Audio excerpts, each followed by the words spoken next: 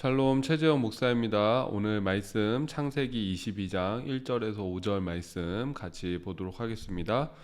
그 일 후에 하나님이 아브라함을 시험하시려고 그를 부르시되 아브라함아 하시니 그가 이르되 내가 여기 있나이다. 여호와께서 이르시되 내 아들 내 사랑하는 독자 이삭을 데리고 모리아 땅으로 가서 내가 내게 일러준 한 산 거기서 그를 번제로 드리라. 아브라함이 아침에 일찍이 일어나 나귀의 안장을 지우고 두 종과 그의 아들 이삭을 데리고 번제에 쓸 나무를 쪼개어 가지고 떠나 하나님이 자기에게 일러주신 곳으로 가더니 제3일에 아브라함이 눈을 들어 그곳을 멀리 바라본지라. 이에 아브라함이 종들에게 이르되 너희는 나귀와 함께 여기서 기다리라. 내가 아이와 함께 저기 가서 예배하고 우리가 너희에게로 돌아오리라 하고. 이삭이 누구입니까? 아브라함이 100세에 얻은 아들입니다. 하나님의 약속을 믿고 기다림으로 얻게 된 아들이 바로 이삭이죠.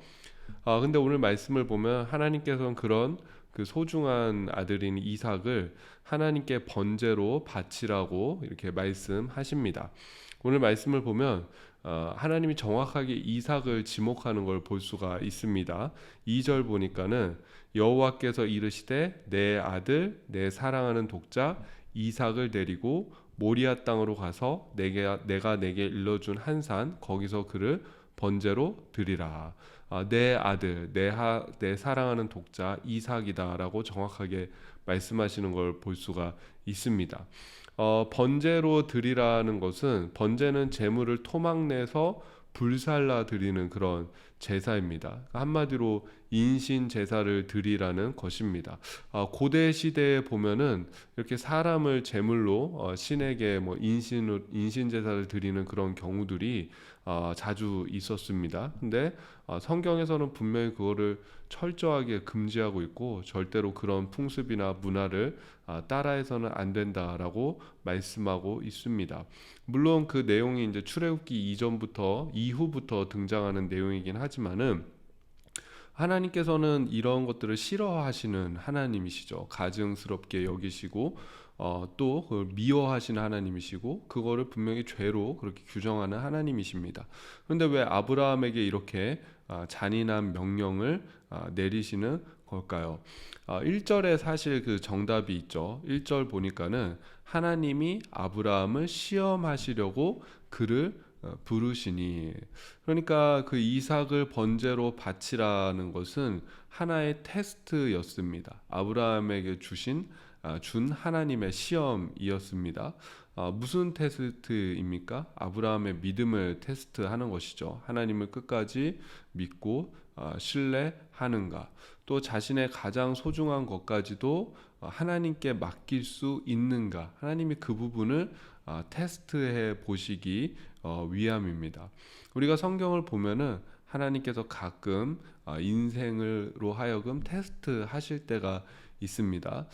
이스라엘 백성들이 광야길을 걸었을 때에도 40년 동안 그 광야를 걷지 않았습니까? 나중에 하나님께서 그 이유에 대해서 말씀하세요. 너희가 내 명령을 지키는지 지키지 않는지 내가 시험해 보려 했던 것이다. 그러나 우리가 두려워하지 말아야 될 것은 하나님은 분명 우리가 감당할 수 있는 시험만 주신다라고 그렇게 약속하셨습니다. 그리고 그 시험이 끝난 이후에는 분명 하나님께서 더 큰 은혜와 축복을 주시는 것을 우리가 알 수가 있습니다. 학생들이 시험을 볼 때 중요한 것이 있지 않겠습니까? 뭐가 제일 중요할까요? 바로 시험에 통과하는 것이 제일 중요하죠. 시험에 합격하는 것이 제일 중요한 것처럼, 그럼 우리가 시험이 찾아왔을 때 우리는 자꾸 왜 이 시험이 찾아왔는지에 대해서 생각하려고 합니다. 뭐 이 시험을 내가 왜 봐야 되는지에 대해서 우리가 참 거기에 많은 시간과 고민과 우리의 믿음을 쏟을 때가 있습니다. 근데 사실은 그 시험이 왜 왔는지에 대해서는 우리는 정확히 알 수가 없습니다. 나중에 천국 가야지 하나님 왜 그때 나에게 그런 시험을 주셨습니까? 라고 물을 수 있지, 그것에 대해서 100% 정답을 말할 수 있는 사람은 없습니다. 근데 중요한 건 뭐냐면은 시험이 왔을 때는 그 시험을 통과하는 것이 하나님의 뜻이다. 내가 왜 이 시험 문제를 풀어야 되는지 거기에 너무 골몰하는 것보다는 나에게 주어진 이 시험을 내가 통과하겠다. 나에게 주어진 이 시험을 내가 패스하겠다. 그것이 더 우리가 시험을 마주하는 현명한 우리 삶의 지혜이지 않을까 싶습니다.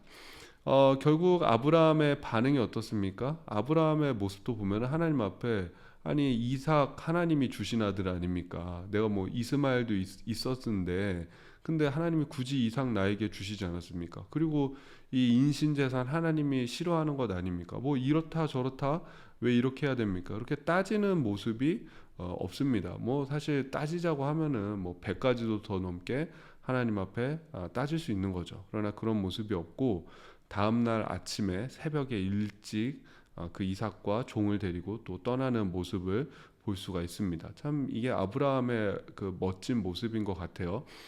마치 처음에 하나님이 그 75살의 아브라함을 부르셨을 때 그때 망설이지 않고 본토 친척 아버지의 집을 떠난 것처럼 지금도 뭐 특별히 망설이지 않는 것이죠. 저는 참 놀라운 것이 아브라함이 사라와 상의하지 않습니다. 만약에 사라와 상의했다면 하나님이 이렇게 말씀하셨는데 내가 어떻게 하면 좋겠소? 상의했다면은 사라는 절대 이삭을 보내지 않았을 것 같습니다.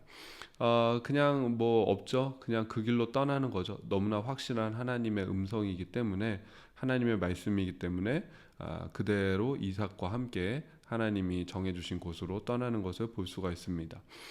왜 그렇게 떠날 수 있겠습니까? 이 아브라함에게 믿음이 있었기 때문이죠. 아브라함의 믿음을 엿볼 수 있는 구절이 있습니다. 5절 말씀입니다. 이에 아브라함이 종들에게 이르되 너희는 나귀와 함께 여기서 기다리라.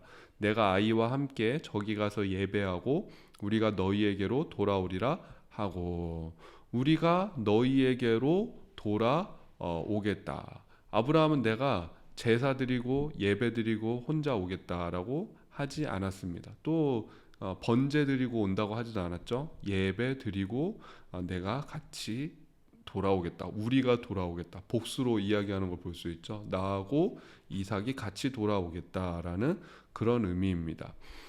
무슨 뜻이겠습니까? 아브라함은 지금 이삭을 만약에 죽는다고 할지라도 하나님께서 그 이삭을 어떠한 방법으로라도 다시 살리실 것을 믿는 그 믿음이 있었다라는 것입니다. 그래서 히브리서 11장 19절 보니까는 그 아브라함의 믿음에 대해서 이렇게 말씀합니다.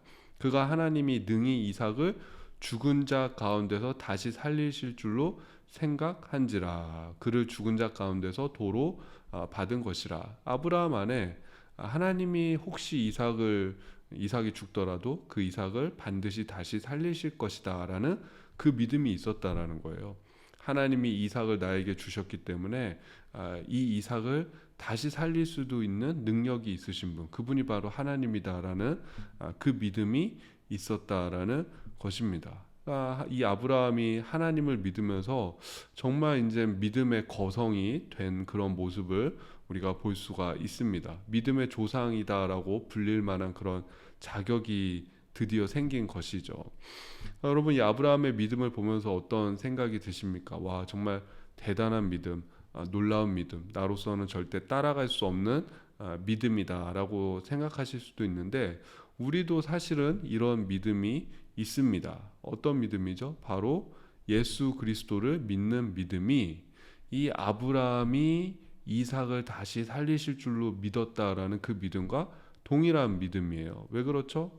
아브라함이 이삭이 만약에 죽더라도 하나님이 다시 살리실 것을 믿었다는 것, 죽음에서 그를 다시 살리실 것을 믿었다라는 것. 여러분 부활의 믿음 아니겠습니까? 마찬가지로 우리가 고백하는 믿음도 무엇입니까? 예수님이 죽으셨지만 다시 살아나셨다라는 그 믿음, 부활의 믿음을 우리도 고백하지 않습니까? 그렇기 때문에 아브라함과 동일한 믿음입니다. 그리고 또 어떻게 보면 또 아브라함보다 더 훌륭한 믿음이다라고 할 수 있는 것이죠.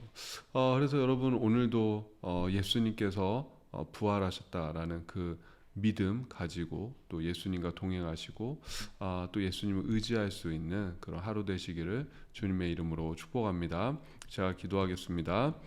하나님 아버지, 아브라함이 이삭을 다시 살리실 줄로 믿었던 그 믿음, 그 믿음이 예수 그리스도께서 또 부활하시는 것을 믿는 믿음인 줄로 우리가 그렇게 고백합니다.